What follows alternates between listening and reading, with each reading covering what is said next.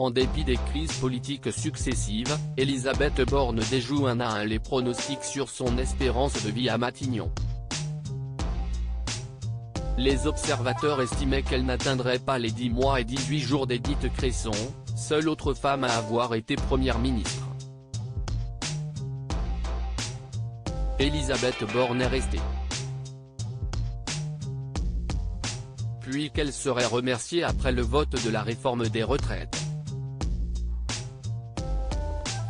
Le président de la République l'a finalement maintenue à Matignon pour la durée des 100 jours d'apaisement, qui s'achèveront le 14 juillet.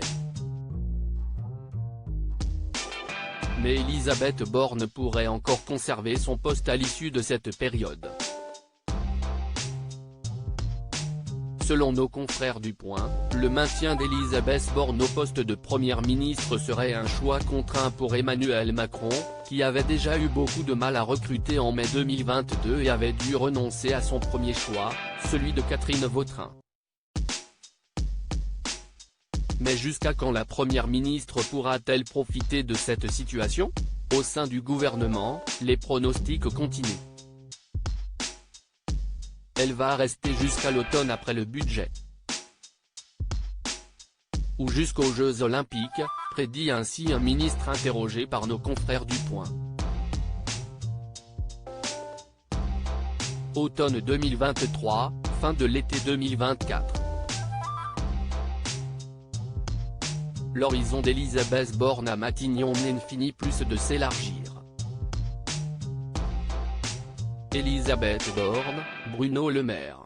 Découvrez les ministres à leur début. Elisabeth Borne, ce ministre pressenti pour la remplacer à Matignon. Mais Emmanuel Macron n'a-t-il vraiment sous la main aucun candidat crédible pour prétendre succéder à Elisabeth Borne au prestigieux poste de Premier ministre, historiquement très convoité? Il semble désormais quasi impossible pour le président de la République d'aller recruter une nouvelle fois dans les rangs, déjà dépouillés, de la droite. La mission s'annonce encore plus difficile à gauche. Et au sein de la majorité présidentielle, Emmanuel Macron aurait un favori, Julien Denormandie, actuel ministre de l'Agriculture et de l'Alimentation. Au sein de la Macronie, l'hypothèse de Normandie ne séduit cependant pas tout le monde. Ni Darmanin, ni Le Cornu ne veulent le voir débarquer comme Premier ministre.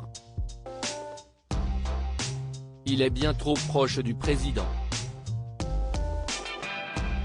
Ils font partie de la même génération, il leur fait peur, estime un intime d'Emmanuel Macron dans les colonnes du Point. Crédit photo, Stéphane Le Mouton.